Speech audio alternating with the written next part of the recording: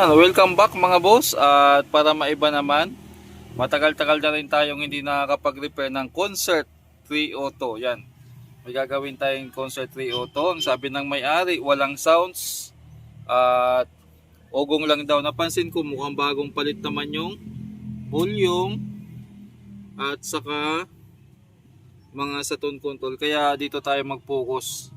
So matik ang napansin natin dyan, yung mga kalawang, ayan o. So kalasin muna natin tong mainboard, tapos palitan natin lahat ng mga kinalawang na pyesa. Then pag napalitan, testing natin. Yung capacitor pala mukhang bagong palit din, no? Yung dalawa. Ito ay unahin natin pagpalit yung mga kinalawang. Nung tinanggal natin yung mga sakit, kinalawang na rin pala to. Either gawa natin ng paraan or ihinang lang natin direkta para siguradong walang loss.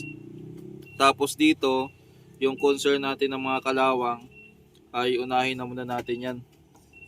Para linisin din natin tong board. Tinanggal ko na yung relay para ma-sure natin na So linisan ko muna, then after nyan ay patuyuin natin, tapos saka tayo magpalit ng kinalawang. Then saka natin i-testing ulit. Ganun yung gagawin natin dito. So ayan, malinis na, mapansin nyo yung mga jumper dyan, bago na lang. Capacitor dito, nagpalit tayo. May kalawang na kasi yung paa. Yan, sinabay ko na lang. Pero pwede pa yan mga boss, pero ginusto ko lang palitan. Yung mga connector, ito yung mga kinalawang, yung diode. Ngayon, iti-test valve natin yan. Yan. Unang trial muna, power on. Wala pa pala yung pan kasi nilinis ko. May ilaw ba? Tingnan natin kung magsi-switch yung relay. Ayun. Ngayon, i-ready ko yung speaker saka yung input. So, ayan, nagkabit tayo ng speaker. Dito natin ilagay, papantay. Jack sa BCD. So, kailangan nasa BCD rin siya na i-power on. May power na. Ayan, nag-switch na yung relay. Volume. Walang sounds mga boss. Ibig sabihin, sablay yung gawa natin or hindi gumana. Yan. Wala pa ring sound. So gagawin natin dyan ay i-monitor natin check muna natin yung supply. Meron. Tika lang. Kunin ko lang yung panglagay natin ng camera para makapag tayo. Voltage checking. Ito. Gamit tayo ng tester. Ayan. DC volts. Suka tayo. Meron. Kung merong supply o wala. Okay.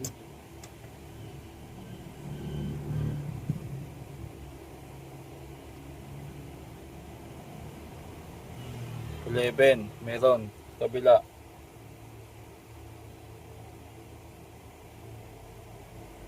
Ano to? Walang supply. Ayusin nga natin ito, natin. Jack natin.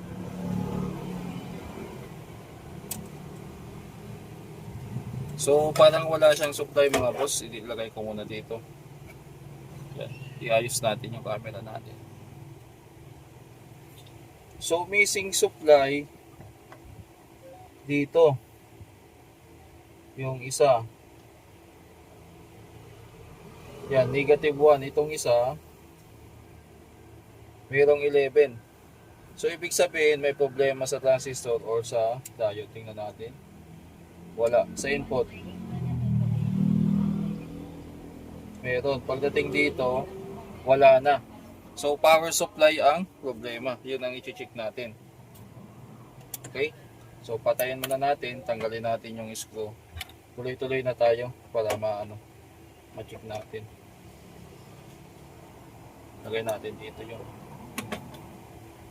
tornilyo. Saka sa ilalim. So may missing supply siya. Kaya walang sounds.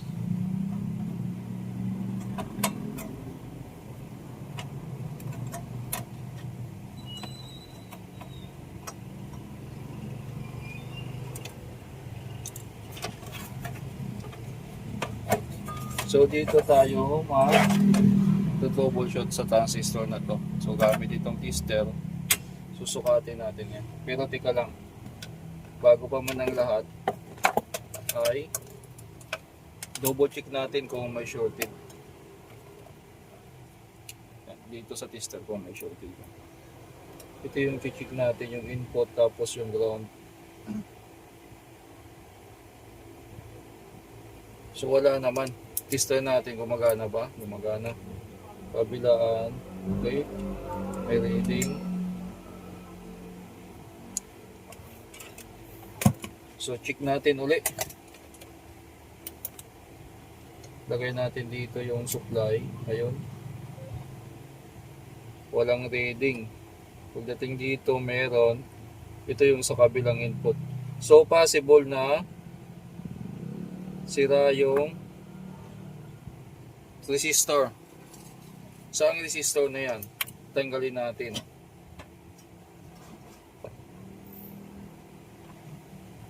Possible na sira yung resistor dito.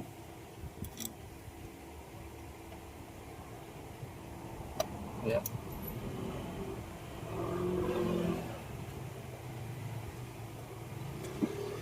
Ayan. 180 ohms. So check natin sa resistance kung may reading. 180. So sira nga.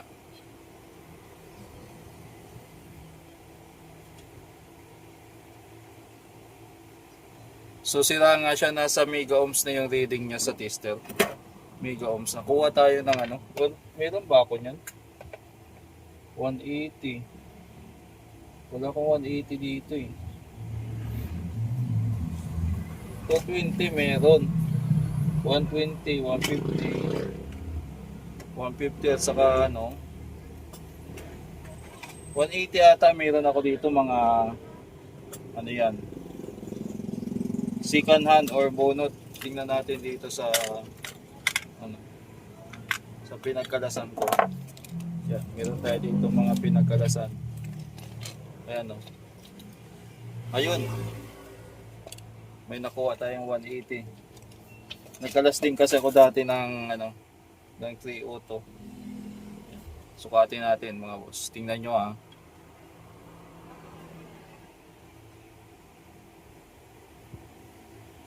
Ayusin natin yung tester. O ayan. O 180. So kumpara natin tong isa.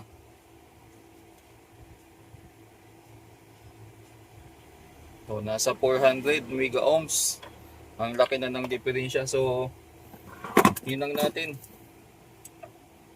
180 ohms pala yung sira. Kaya ano, pag walang supply kasi yung ano, preamp, hindi rin tutunog kahit ayos yung main amp. Okay, so saan yun? Dito yan. Buti na lang meron akong luma. Galing din to sa Concert 302.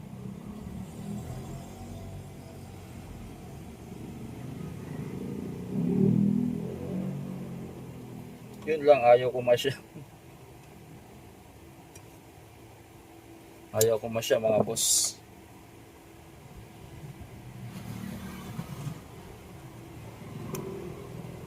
Yung paa. May naiwan na lid. Tumaba.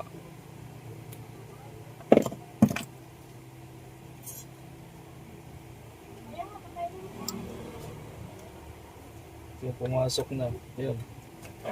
Pumasok na. Ayun, yan.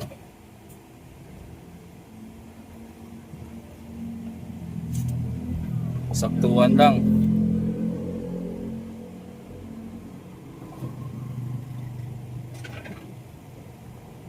Ngayon, check na natin. Balik natin yung range ng tester sa DC. DC volts. Ay, ano ba to? Lolo ko yung tester natin, no? Ayan. Check natin, check. Bigla biglang tumunog. Nagulat ako, naka-on yung volume. Ibig sabihin okay na. Huwag muna natin yung volume. Gulat ako dun Check natin ulit yung supply. Kita nyo dyan, meron ng 11. Sa kabila, 11. So, yung supply na yan ay supply ng sa harapan, sa tone control. Yun ang pinaka-trouble niya. Gulat tayo dun napaigan na ako. So, power ko muna. Power off. Power off ko muna. Then, ilatag natin.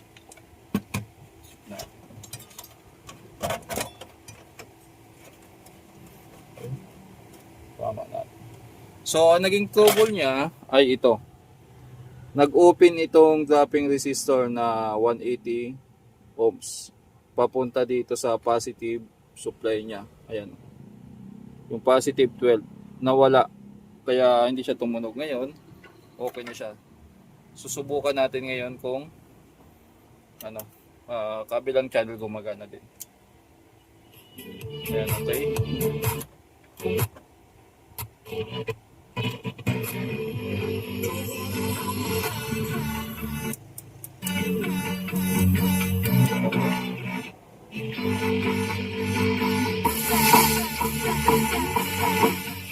Okay, gumagana pa.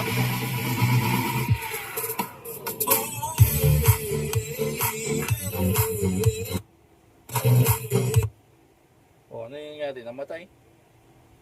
Namatay yung natin? Ay, hindi. Naglulus na to ang ko, hinihinan ko na nga, pero naglulus po rin, Medyo salblay na.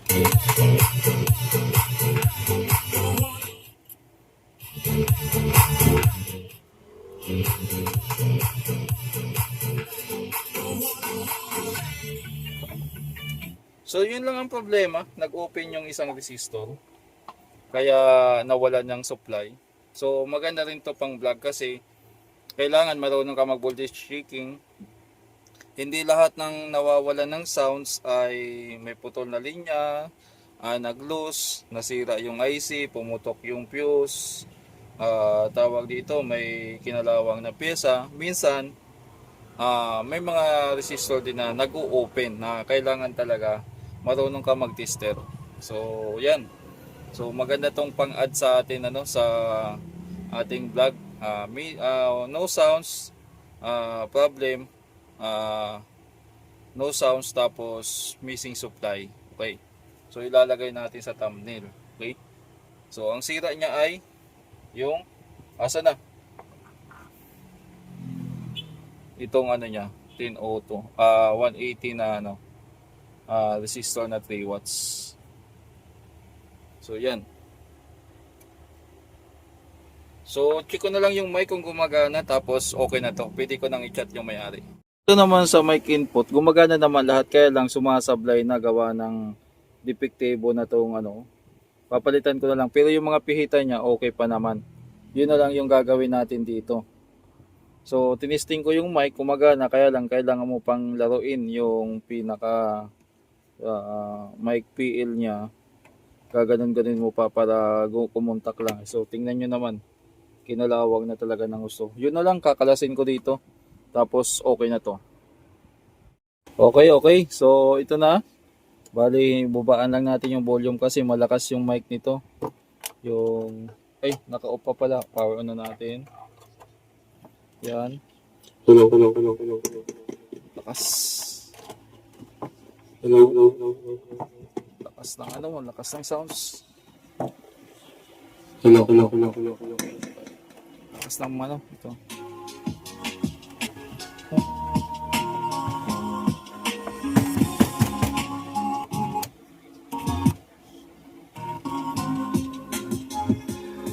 So hanggang dito na lang mga boss. Ang ginawa natin dito, nilinis yung board. Yung mga jumper na yan, pinalitan. Yung pinaka main problem, itong resistor. Tapos may diode dito tayo napalitan. Then yung terminal ng yung saksakan ng mic. Yan, yung mic jack.